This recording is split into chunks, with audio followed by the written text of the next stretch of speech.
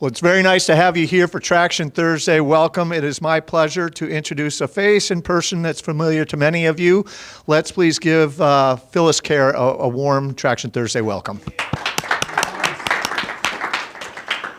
It's great to be back. I'm excited about this particular topic because it's something that we all hate.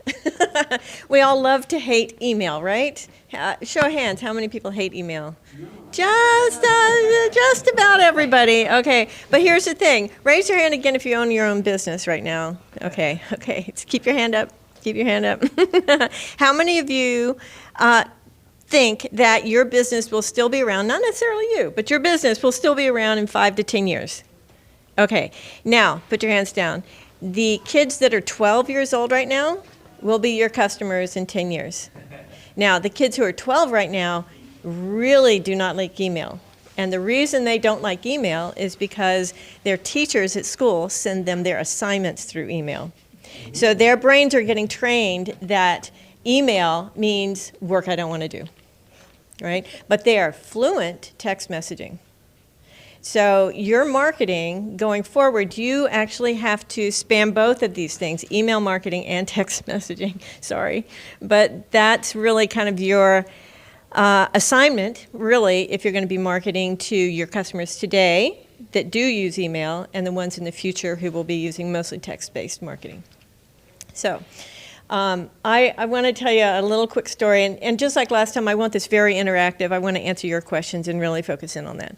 But I do want to tell you a story. Back in 2010, I was quite vocal in saying, email is dead. It's all about social media. You'll be able to reach all your people. All your marketing can be done through social media. And I was dead wrong, okay? Completely wrong.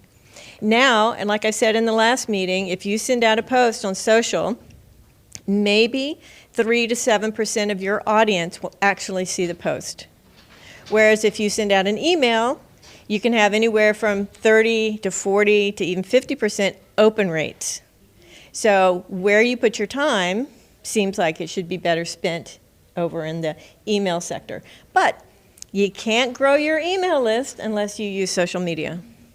It is very difficult to grow an email list these days without promoting and getting people on your list through social. So you need both, sorry, but you need both like that.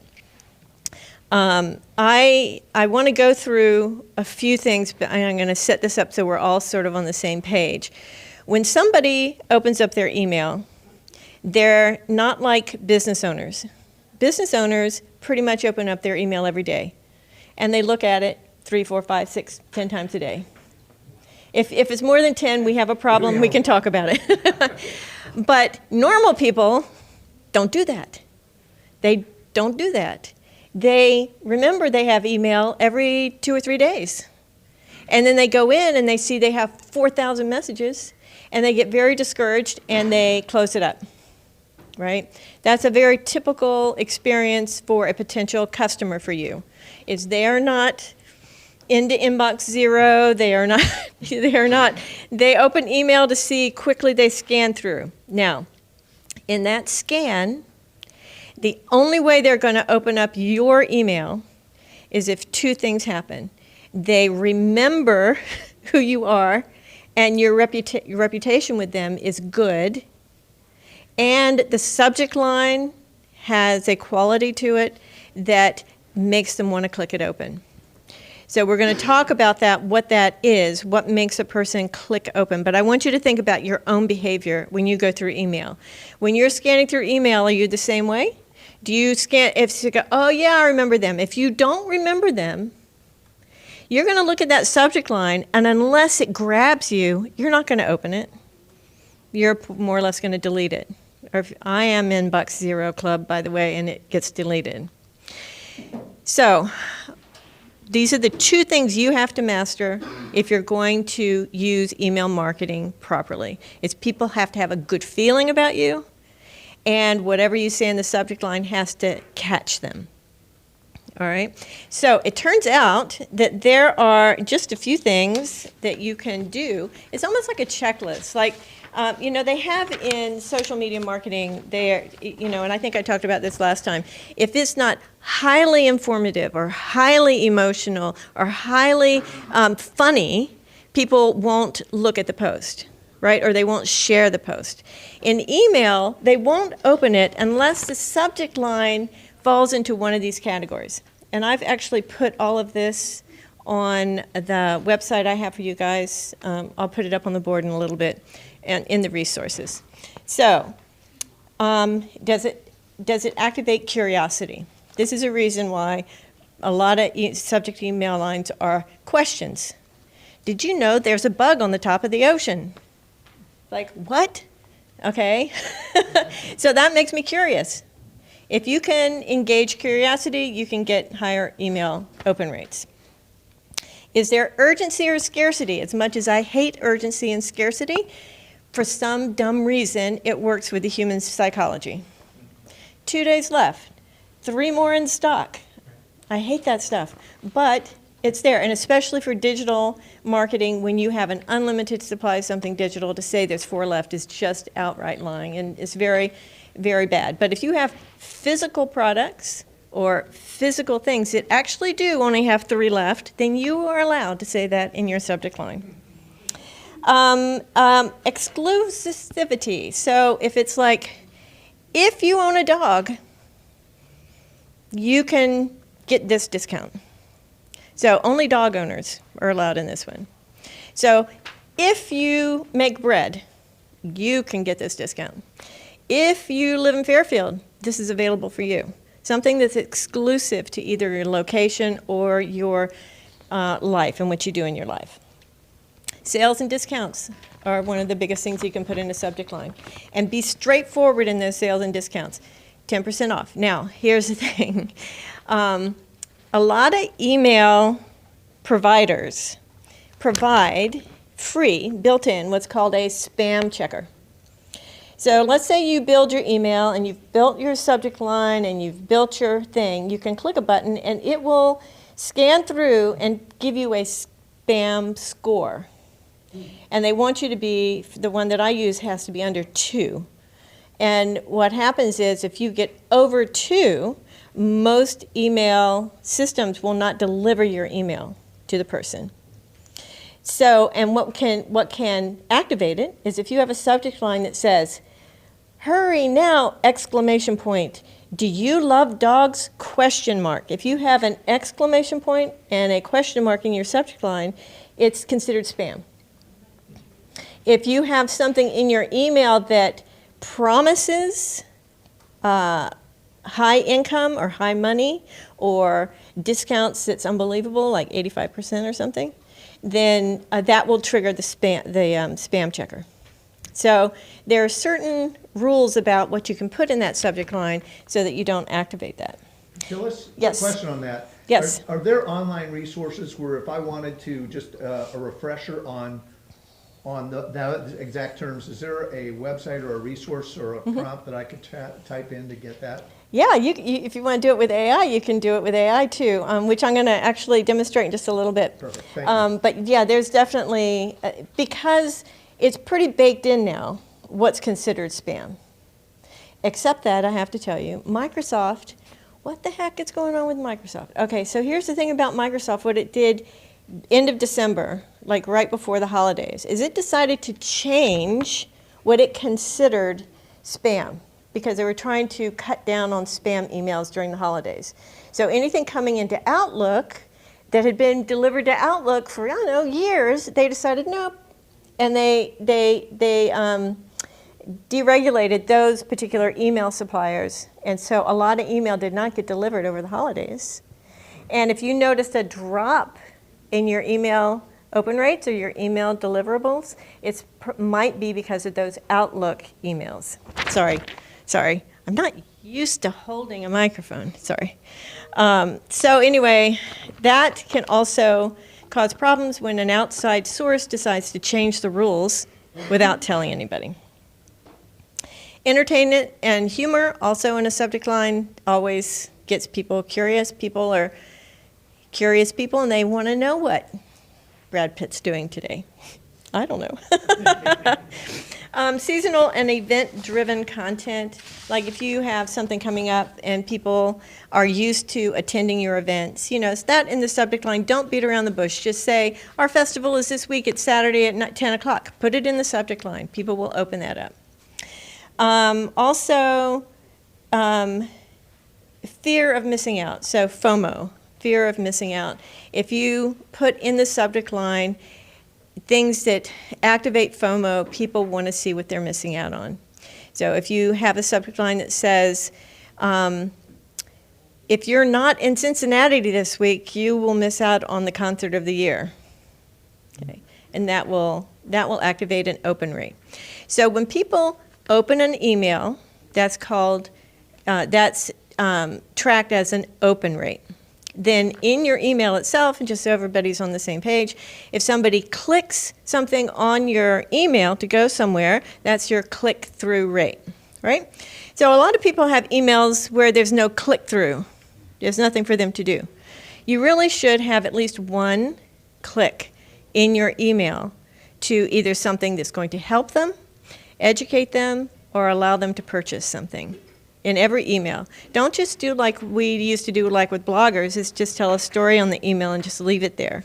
That doesn't really help your business in the long run. So think about what you could send people to. The opposite of if you have 15,000 things in your email that can be clicked through, the only time that is useful is maybe an e-commerce company that has many things on sale, but really you should have one click to the sale page with all the things on sale. One-click emails are preferred in the industry, but I have found that giving people 3 links in an email will keep your email rates higher, because not everybody wants that one link that you're providing. So always have an alternate link that they can click through to see. Okay? So now, a lot of people say, well, how often should I send email?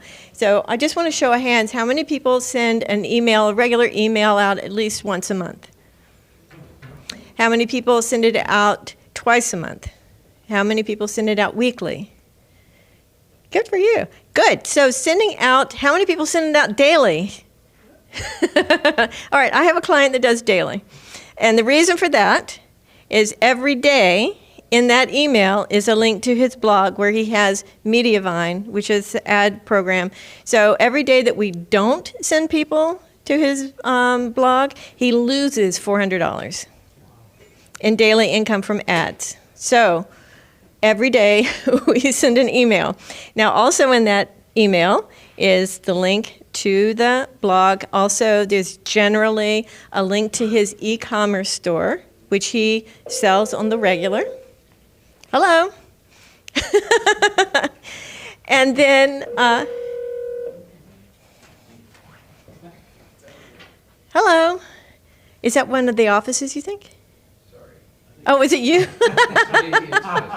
Jeffrey. My mom, she wants to know how you're doing. She's fine.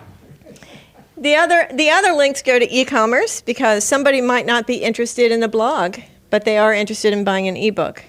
And then the other link is usually to Amazon because he promotes an Amazon product every day, right? So there's 3 different types of people. So 3 different types of links on his email, which goes to the point you need to know your audience. You need to know who's on your list. And the way you know who's on your list is how did you get them on there in the first place? So this is what I'd like to go around, and I don't want to put you on pressure here, but if you could tell me how you get people on your email list currently, okay? And I want to do a little brainstorming around that to help. So since you're sitting in the front row. Just an opt-in on the website. Opt-in on the website. Everybody has an opt-in on their website, right? This is sort of like a baseline. You have to do it that way to opt on. And then in your email, what do you promote? We give one recipe, sometimes 2, and then during the holiday season we have one large giveaway, and then sometimes we discount certain featured products. So on your giveaways, do you promote that on social media? Yes, we do. Okay, so by promoting a giveaway on social, it puts people onto your email list? Or is it a separate thing? In order to buy into the giveaway, Yes. you have to sign up. Okay, so you get, good. So this is the point. So you have a funnel that goes from social media to your opt-in page. That's great. And then when you do recipes, though, it's a very interesting thing about recipes. People love recipes, right? And when you post a recipe on anywhere in social, people love it. But they also want to see a video of it. Do you ever do videos of your recipes that you do? Sometimes, I think. We used to do a lot more videos, Mm-hmm. but then we just didn't have time to do as many videos, so we'll go back on that. But every once in a while, there's short 30-second social media Okay. video, but not the full recipe. Okay, so you could set up a funnel of doing a social post for the recipe and then having a CTA, like if you want to see the video or if you want to see more recipes like this, you click here and you click there and it's a landing page to get on your newsletter. So there are lots of ways you can take the things that you're already creating that you put in your newsletter to use as lead gens to get onto your email list. And honestly, in all of the things that a business has to do in a day or a week or whatever, there needs to be some focus on setting up these funnels to get on the email list. Because building your email list is what's going to provide the most sales for you through time. And so that's where the time and energy is best spent. Like if you can put a lot of time and energy into regular social media posts, but try to make a percentage of those a way to get people onto your email list, right? What else? Hey, Jeffrey? Live presentations. Yes. Anytime I do a seminar or a workshop, Mm-hmm. I'm always collecting email addresses and. Yes. And then offering, let's say I do an hour keynote or whatever. Mm-hmm. I'll have a series of articles Mm-hmm. expanding that, because, we Yes. only have an hour together, I've got Yes. tons of information. Yes. Sign up for the list, blah, blah, blah. Mm-hmm. And so your live presentations are a lead magnet basically to get people on your email list, but what are you selling people on your emails? What is the product that you sell? Articles. No, Oh, you mean the product that I sell? yes, Our services. or your services. So marketing and also more keynotes and speaking engagements for you personally, right? Right? So the interesting thing, how do you collect them at keynotes? Are they writing on a piece of paper? It depends on what they allow when I'm doing a presentation. Sometimes it'll be a QR code that they can get off the screen. Yes. Sometimes I'll get the list of everybody there. Yes. Often, if I've got a few minutes beforehand, I will meet everybody that I can in the audience and we'll trade business cards. Mm-hmm. And do you tell them, this is actually a very important point, do you tell them when you collect your business card, thank you, I'll put you on my email list? Okay, so they're acknowledging that, because actually there is this kind of internal rule about email lists. They need to give you explicit permission to put them on an email list. And when you add emails to a list, you actually have to check the box that you got permission from people to put them on the email list. So just make sure you say those words, like, do I have permission to put you on my email list? Nobody's ever, that I know of, gotten pulled aside by the police that they didn't do this. But still, it's good to check it off. I probably should be filming each one. That's right. After I show my camera, it'd be pretty. That's right. So who else maybe has an email list, but they don't know what to do to get people on it? That's the question I'd like to ask now. So yes. So you have an email list, but you don't have any way to get people on it. The only way I have to get people on it is when they fill out an intake form, I have a question at the bottom, would you like to be on my email? But that's really client specific. It's a small Right. business. So these are for clients to get on the email list, but you're not getting potential clients on your email list. So your potential clients who are out and about and doing their things on social and maybe at events, local events and things like that. In email, you have an exchange. You have to give them something in exchange for their email. I'm very private about my email. I do not give it out unless I am going to get something really good back from it, right? So what is it in your business that you can build that could be what's called a lead magnet that people would be happy to exchange their email for? Something that they don't know how to do, something they don't know anything about, something that's very practical and will help them. And these are things that would be helpful to them as potential clients. Right? So sometimes you have to take some portion of what you do for a client and open up the gateway to that and let that be public and let that be the thing that you make the lead magnet for. So, and again, deliverable things that can be checklists, they can be videos, they can be articles, they can be journal digitals, they can be coupons, discount coupons to journals for certain types of gardening or things like that, so that you can get that exchange happening and continue to grow your email list.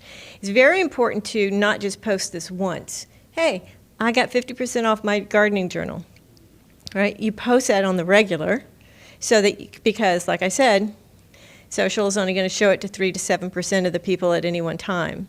So you have to do this on the regular. Right? Who else has a business that has, they don't have a way to get people on their list, potential customers on their list?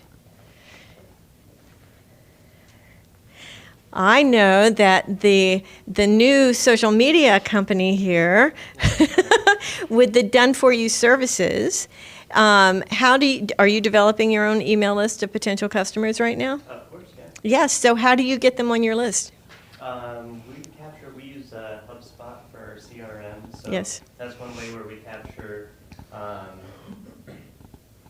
lot of people. So one spot that we started with was using my GoDaddy. I'm not a big tech nerd, but our founders of our company are. They hired me to be more of a voice.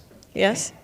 So they've got systems set up. We have systems set up, so yeah, you can use data and analytics to figure out all the things that you need. So we want starter businesses that are 2 years old, that most likely this demographic. And so you're doing ads. So you're doing ads we to get. Yeah, we do the ads, and then but you can also gather all that information. Yes. Just from town to town within 70 miles. Yes. How many businesses are Yes. less than this many employees. Yes. Around this age And range. it scrapes up those email addresses and gives them to you. Yes. So that is one way to do it. And there are systems even here in Fairfield that can provide a lot of information for you that way. But here's the thing: if you're using ads to build your email list, that's totally legit. You just need the funds to do that. You just need the funds to do that. And like I said last time, you either have a lot of time or you have a lot of money. So you either have a lot of time or you have a lot of money. And one of those, or you're in the middle, and you work that out. All right, so now I'd like to do something a little fun for everyone. I don't know if anybody saw the message to bring your subject lines, and we were going to work on your subject lines to see if we could come up with something better. Or you can just think in your head, what was your last subject line? And we're going to use AI to see what we can come up with, because we can train the AI to know these things that I talked about, curiosity and scarcity and FOMO and all that, to come up with a different subject line for you to see if you can use that in your next email blast. And how many people here can use AI for things in their business right now? That's great. Have you ever used it to create subject lines for your email? Has anybody has? Yes. What was your experience with it? Some of the subject lines were great and some weren't. Yes. And that's going to be the case for everything with AI, right? Everything. You have to use your own human brain to sort through it, right? I would never, ever take anything just as is from AI. Well, sometimes it's really good. Sometimes it's way better than what I could come up with. So who has a subject line they'd like to see what AI would come up with, just for fun? Hello? I'm looking for one. You want to find me? Who's got one? You're looking. Find. Well, it's going to take me a second to pull this up. So. Here we go. All right. For those of you who don't know, my wife and I own Wolfables, which is a gourmet dog biscuit company. Oh, I So didn't we know sell- that. Yeah. So Oh, we that's sell- cool. So this email. Wolf. Dogs. That's right, yeah. So here's the line right there. So because it's start the new year with a wag. with the wag. Okay. So there you go. All right, so thank you. So I'm going to work on this over here. It's not showing up on the TV on any, but it is. Click the button on the remote on the TV. Actually, these, Any button? There we go. the subject is New Year, new dog treats! Exclamation point. New year, new dog treats. Okay. So the system I'm going to use for this is.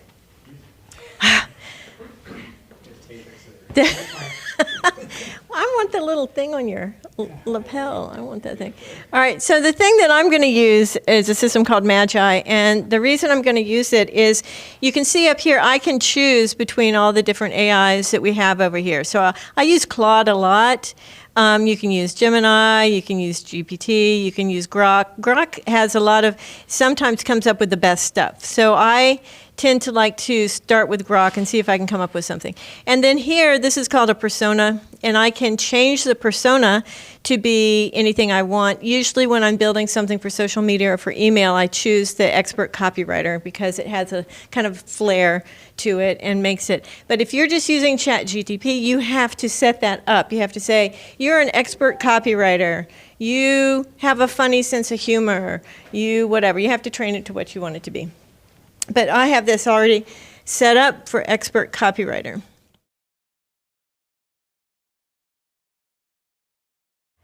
Kick off the new year with canine crunchies. Resolution for Rover, yummy biscuits every day. Pause and reflect, a biscuit for every New Year's memory. New year, new biscuits, exclusive for your pup. I would change this with, I say, exclusive discounts for your pup. Cheers to a year of biscuit bliss. Special offer inside. Okay, so these are good. These are usable, right? And see how easy that was? Very easy, yes. Is there a standardization of how much of a subject line is going to fall into a mobile device? It's usually 60 characters. 60 characters. And the email systems that I use, it'll count it down so you can see when you're getting towards the end like that. And also a lot of email systems, they have your subject line, but then they also have like the subline or the subtext or, yeah. And so depending on how a person looks at their email, they may or may not see that subtext. But I always put something there because like in Gmail, if you have it full screen on Gmail, you'll see both of them. But I like building as long as I can in the subject line and also building in a way that if it cuts off, people automatically fill in what they think it is, okay? I use as much characters as possible. And I also try to, and this is for my particular client, add as much sensational words as I can in the subject line. So let's talk about clickbait. Let's talk about clickbait. So there are actual algorithms that will stop clickbait subject lines from being delivered. And using a spam checker will usually let you know you've done that sort of thing. But there is this kind of gray area where something is sensational and it is based on something true, but you've made it as sensational as possible without going into clickbait. Okay? So there's a way to make a headline sensational. You have to think like one of the magazine writer headlines that you see all the time in social. It's the truth, but they make it sensational. So learning to do that, and you can actually train the AI to say, make this more sensational, and it will, and that will help tremendously. But if you say one thing in your headline, in your subject line, and you show something else inside your email, you will get banned in a lot of places for this, because what'll happen is people will start reporting you, and if you get a certain level of reports at any one time, your email provider will start deregulating and start making your delivery rates smaller. By reporting you, Yes. can you explain what that? Just So clicking the spam button in yes. your software? Yes. Reporting you? Yes. And sometimes you have to educate people, depending on your demographic. If you have a demographic that's much older, they don't understand that reporting, all they have to do is unsubscribe. A lot of times they think they hit spam, and they forget that they subscribed, right? So that's why sometimes in the footer next to the unsubscribe button, you can have text like, hey, remember you signed up for this email, but if you want to unsubscribe, great. Fine, and make the languaging nice, but a lot of times people don't remember that they signed up for something. They just want it to go away, and so they think in their head, it's spam, so I should just click the spam button. So it's really important sometimes to remind people in an email, hey, remember when you bought this? Here's another one. So that helps with the spam. All right. Does anybody else want to work on a subject line while I have it up here? I'm just going to try something. I'm going to say, this is great. More sensational, please. And let's just kind of see what the dog biscuits come up with.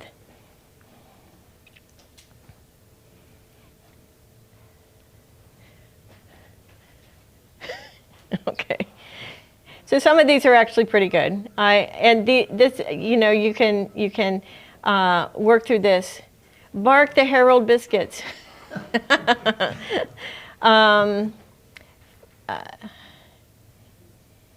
of these are actually pretty good, and they're all kind of like have a lot of puns and stuff in them. I think that's really good. I think using puns in an email subject line evokes enough humor to make someone want to click it open. Like, would you click any of these open if you had a dog?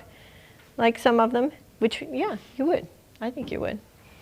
All right, so now I want to really open it up for questions and spend the rest of my time answering specific questions about your specific emails and what I can do to help. Yes? Talk a little bit about the software. Yes. Software that you would recommend for somebody who's trying to build a list. Yes. Yeah. Yes, and so I just want to remind people,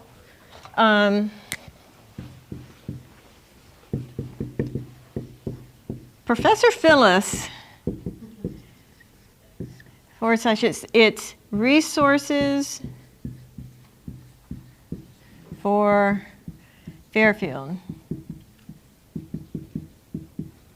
And at the very bottom, I have two that I have listed. And even more specifically, CoLab was using MailChimp. Yes. Popular, easy onboarding. Yes. So the question is, what software would you recommend? Not MailChimp. And the current organization's using MailChimp. Not MailChimp. And I used MailChimp with a client for a long time. And what happens is if you start really building your list higher, the prices are way higher than most industry standards. It's just not worth it. Also, there was some deliverability problems with MailChimp, so I would not use MailChimp. If you have a simple email list and it's just a simple email and there's no funnels and customer things going on with that, then I use Flowdesk. And that's linked at the bottom there at resources. Flowdesk is a beautiful UI. It's easy to use. It's got beautiful templates, great deliverability. They're really nice people. The analytics are just what you need. It's all very nice for a simple business. And then if you have a more complicated business and you have customer journeys and you have e-commerce and all that, then Klaviyo or Kit used to be ConvertKit. And so both of those are linked up on the site too. I have a question. For you, Phyllis. Could you talk a little bit about hyperlinking your email marketing campaigns, both images and in text, and at what point is it too much, and what's recommended when it comes to hyperlinking? Yeah, so it depends on your business, okay, and it depends on your audience, because could you explain that? Links, yes, too many links can be overwhelming and nothing happens. one link sometimes is not enough to engage your entire audience, and so you'll have a small open rate like that. So you have to know your audience and know, like in mine we have 3, sometimes 4. We also have at the bottom of an email blog post you might have missed, which we keep 3 at the bottom, no more than 3 at the bottom of that email too. So, and again, if you're selling products, it would be better, instead of having a link for every product, to have one link to your page that has all the links to all the products, and have that traffic go to your website, because you want traffic to your website because of what you might have in the header or on the side column or wherever inside the website. Yes. Okay, great. Another follow-up question. Could you talk a little bit about A/B testing? Yes. A/B testing is really good to do if you have a Could you explain what that is real quick? Yeah, too? okay, so in case you don't know. So A/B testing is when, and you can find this in YouTube, you can find it in email, you can find it in social ads and different things like this. A/B testing is where you take some component of your thing and you have 2 options. So in social ads, it might be 2 different images. On YouTube, it's going to be 2 different thumbnail images. In email marketing, you can set it up to have 2 different subject lines. Okay, so you can test subject lines, and if you have a scientific brain and you feel very comfortable diving into A/B testing, it will serve you really well.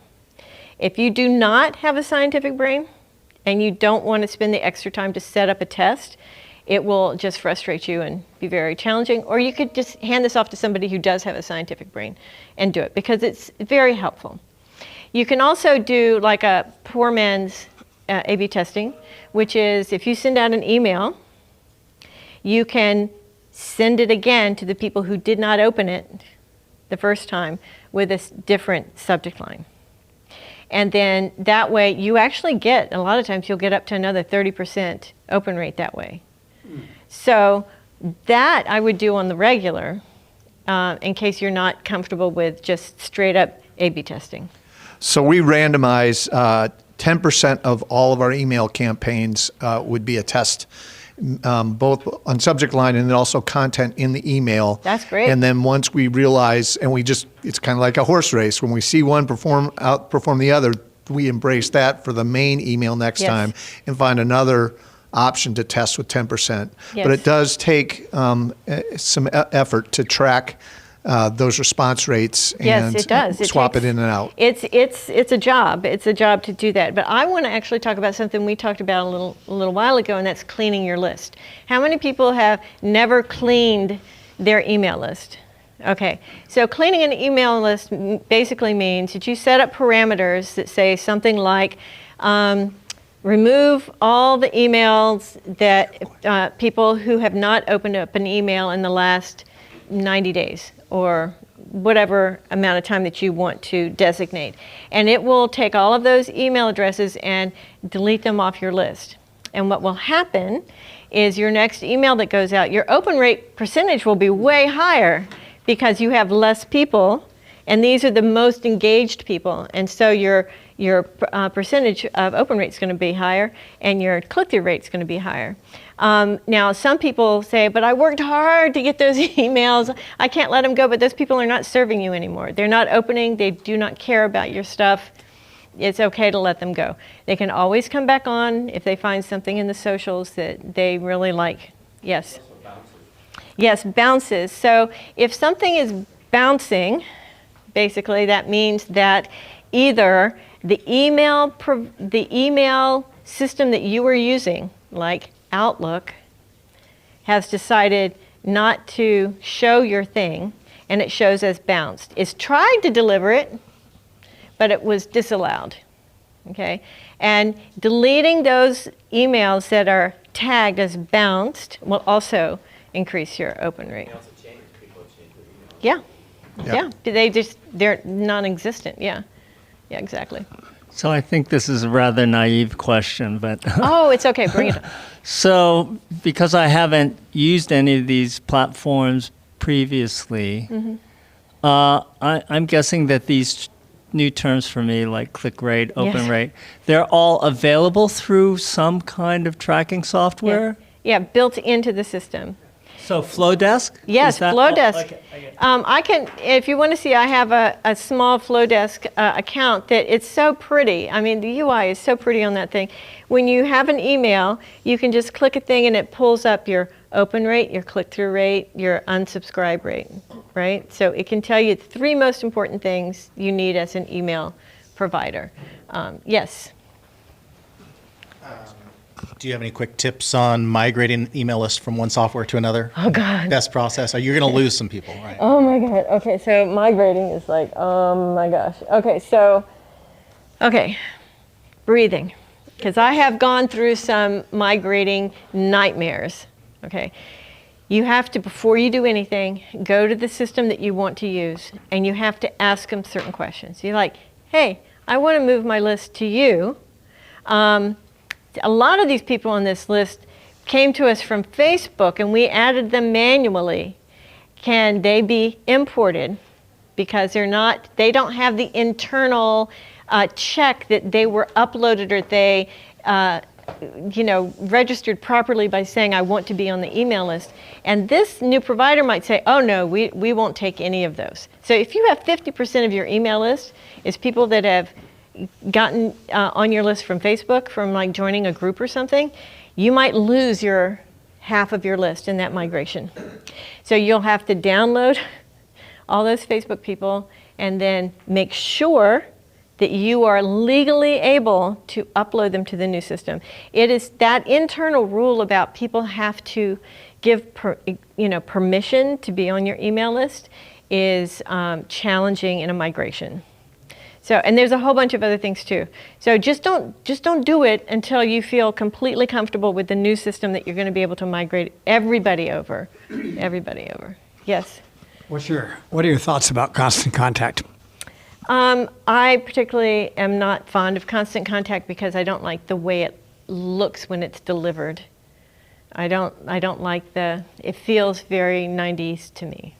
Sorry. How about the legal obligations in the email? You talked a little bit about allowing people to opt in. Could you talk about the opposite? The opposite?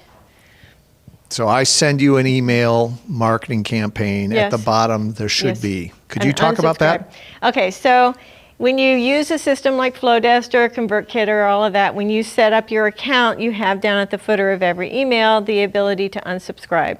That's a law, a legal rule that these systems have to provide for you. So, but now there's a whole nother layer to that. They have this thing called one-click unsubscribe. It's a new rule that all email providers have to provide. If you're looking at an email, and you'll see this in your email the next time, there might be a little gray thing that says unsubscribe right in the subject line, right? That's because they have set up one-click unsubscribe. And that is actually the new rule that's the rule. You need to be able to provide that to people. So, but what happens is, this is so weird. If somebody clicks that unsubscribe, what happens is it sends an email to you saying, please unsubscribe this person. It doesn't actually unsubscribe them.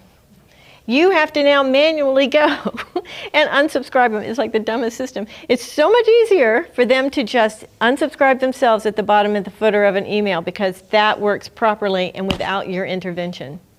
But that's what's happening right now. So you absolutely need to, whatever system that you use, you will see that it has this one-click unsubscribe system that has to be enabled for rules.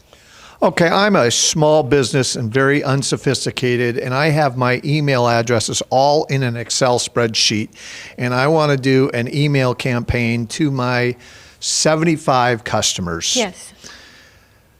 How do I do that in such a way that they are anonymized? And I guess I'm trying to get around to, I would blind copy everybody on that email? Is there a limit to blind copying? At what point does it start to bounce back when I do that? Could you talk a little bit from your experience, what you've learned about trying to Yes. manipulate it manually? Well, you can do that inside of Google Workspace. You can do that, and Google actually is like, okay, if you're doing it through Workspace. But as far as how many people, personal experience, I think I've done like 100 in a blind carbon copy, but there's probably definitely a number. If you have 100 people on your email list and you would prefer to do it through Google Workspace, I think it would be easier to just put them all over on Flowdesk for $38 a month or whatever it is, because then it's done properly. The unsubscribe's at the bottom. You don't have to manually put that on an email. You know, you really want to follow the rules, and the rules are baked in to these email systems. So I would not do that, but you might want to send that first email to them to say, hey, please officially sign up to my new email list. And that way they're clicking the right buttons and giving you explicit permission to put them on an email list. Hopefully that makes sense to everybody. It does. Again, I'm thinking of the entrepreneur who's just getting started, Yeah. building their list. Mindy comes to mind as one of those possible entrepreneurs who starts a newsletter. How do I do that manually? So in that email that goes out, I manually say, if you do not want to receive this anymore, Phyllis, just reply with stop or Yes. something simple like that. Yes. Again, that's not completely up to legal code to do that, but it's a functional process. You have to give people the ability to do that, and you have to actually take them off, because if you do not take them off, they have legal things they can do against you. Right. That's why it would be better to, even Use if a you have a system. brand new business, don't do MailChimp, but go to Flowdesk. Okay. We have time for one more question. Any other questions out there regarding email marketing, email campaigns?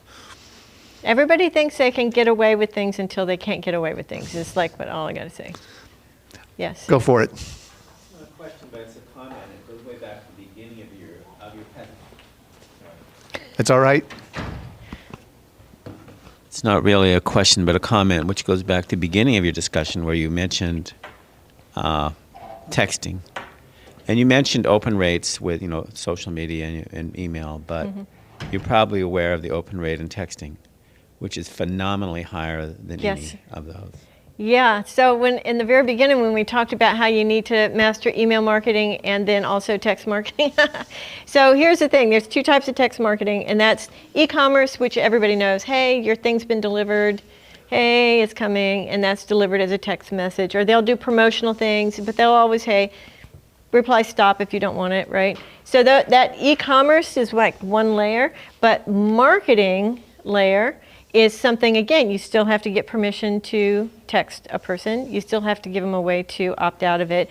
You still need to use systems to do that. And so that's like a whole nother presentation, but yeah. Yes. Yeah, it's text. Yes. Phyllis Khare, Khare, that was awesome. Let's Thank give you. Phyllis a round. They're very informative, very informative. Thank you. Absolutely. She'll be around for a few more minutes if you have additional specific questions you'd like to ask.